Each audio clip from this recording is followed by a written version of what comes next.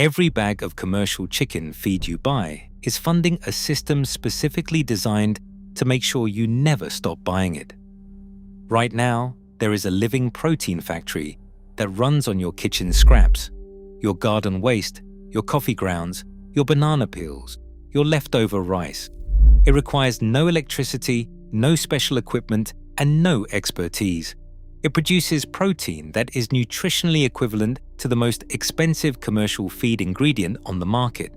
It harvests itself. It processes waste in 48 hours. And it can be running in your backyard in under 2 weeks for less than $30. 500 million people across Southeast Asia have known about this system for centuries. Traditional farmers in Vietnam, Thailand, and Indonesia built it into their operations generations ago. Western industrial agriculture has known about it since the 1970s. The science is not disputed. The results are not debatable. And yet, if you walk into any feed store in America today, nobody will mention it. No extension program will teach it. No agricultural university course will assign it. Not because it does not work, because it works so well that the moment you start it, you stop being their customer. This is the story of the black soldier fly larva, and by the time this video ends, you will know exactly what it is, why the industry spent 50 years hoping you would never find out, and how to build a colony that begins eliminating your feed bill this week. Here is what is actually happening on most backyard homesteads right now. You buy a 50-pound bag of layer pellets for somewhere between $18 and $25. That bag is gone in 3 weeks if you are running 8 to 10 birds. That is $400 a year in feed before you add oyster shell, grit, electrolytes, and whatever supplement the label on the bag tells you you need this month. Most of that feed is soy and corn, processed, pelleted, and packaged by a handful of companies that control the majority of the American commercial feed market. The protein content is standardized to be just enough to keep your birds producing, not thriving, producing. When production drops, as it always does, you add more feed. You buy more supplements, you call the vet, and the cycle never ends. The average small flock owner spends between $800 and $1,200 a year keeping chickens. Most of them are getting fewer eggs than their grandmother got from half the birds and $0 in outside inputs. That is not a farming model. That is a subscription service, and you are the subscriber. What nobody tells you is that there is a single organism growing freely in almost every climate zone across the continental United States. An organism that your chickens, your ducks, your fish, and your pigs will compete aggressively to eat. An organism whose protein content directly rivals fishmeal, the most expensive ingredient in commercial poultry and aquaculture feed, priced at over $1,500 per ton. An organism that feeds itself on the organic waste your household is already producing every single day and asks for nothing in return. That organism has a name, it has a history, and it has an industry that spent 50 years making sure you never thought to look for it. To understand why the black soldier fly matters, you have to go to Southeast Asia. You have to look at what traditional Vietnamese, Thai, and Indonesian farmers were doing with their animals, long before the concept of a commercial feed store existed anywhere in the world. These farmers had limited land and almost no excess inputs. Every scrap of organic matter had to do work. Kitchen waste did not go into a bin at the curb. It went into the animal enclosure. In those enclosures, something happened that the farmers learned to observe, then encourage, then depend on. The black soldier fly, Hermitia illicens, is a native of warm climates worldwide. The adult does not bite, does not feed on human food, does not carry disease, and lives only 5 to 8 days. Its entire existence is dedicated to finding a mate and laying eggs in decomposing organic matter. When those eggs hatch, what happens next is one of the most efficient biological conversion processes in the natural world. A single larva, smaller than a grain of rice at hatching, will consume 5 to 10 times its own body weight in organic waste before it reaches full size.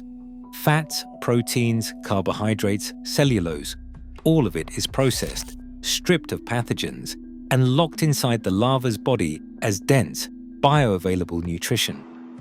Traditional Southeast Asian farmers did not have laboratory equipment to measure protein conversion ratios, but they understood what they could see. Put kitchen scraps in the pen. The flies come, the larvae grow, the chickens go into a frenzy eating them. Better eggs, healthier birds, fewer losses through the wet season. This is not a new discovery. This is a centuries-old, closed-loop food system that Western agriculture walked past, dismissed as primitive, and spent 50 years building a $200 billion industry to replace. But here is the part the industry really does not want you to know about. And it starts with a researcher in Georgia in 1973. In 1973, a scientist at the University of Georgia began publishing formal studies on black soldier fly larvae as a biological waste management tool. What he found should have permanently changed the direction of animal agriculture in America. A single established larval colony reduced manure volume by 70 to 80%.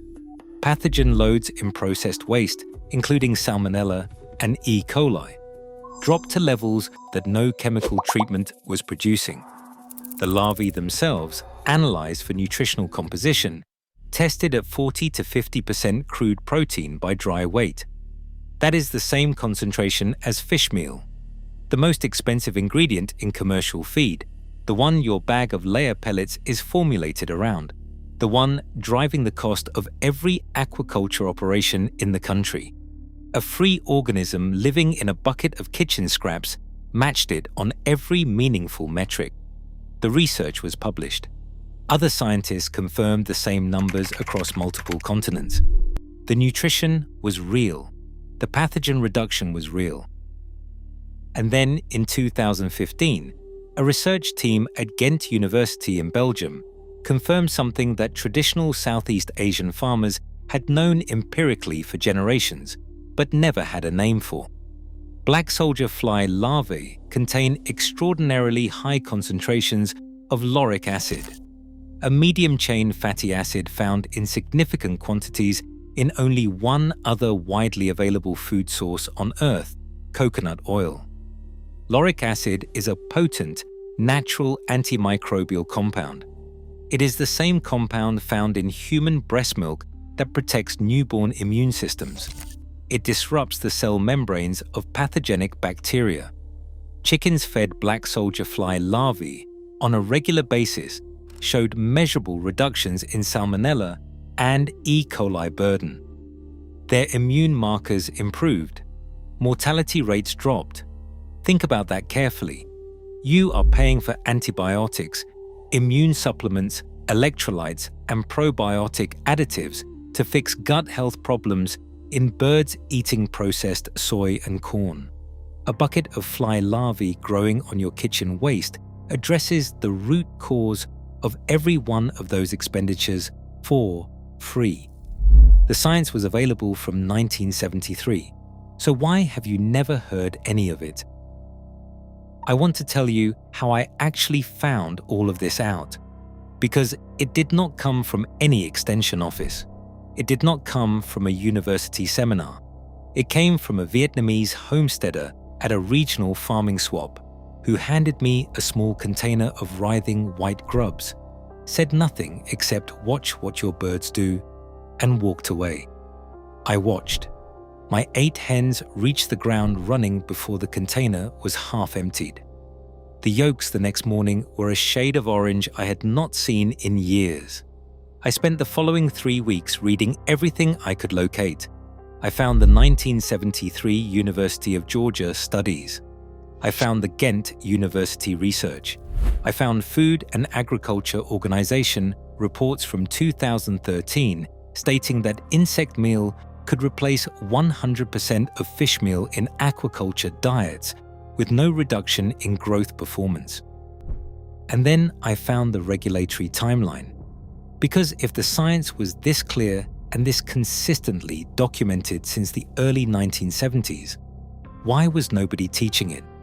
The FDA and the USDA did not formally approve dried black soldier fly larvae as a livestock feed ingredient until 2017.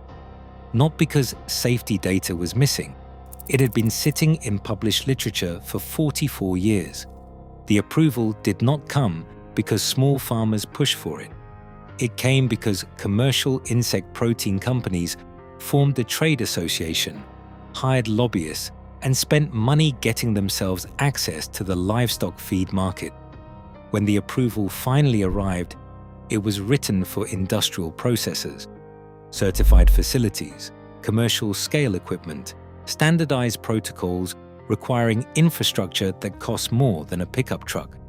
The only people who could easily comply were new companies entering the space to sell you insect protein in a bag, at a price, on a schedule. The free system, the bucket and ramp and cardboard colony that has worked in backyard operations across Asia for centuries was not illegal. But it received no promotion, no extension support, no mention in any agricultural guidance document. 44 years of documented science produced zero mainstream adoption because there was no mechanism for profit attached to the knowledge. Now let me show you exactly how to build the system yourself. Step 1 is getting your colony started. You can purchase a starter supply of black soldier fly eggs or young larvae from a small number of reputable breeders for under $25.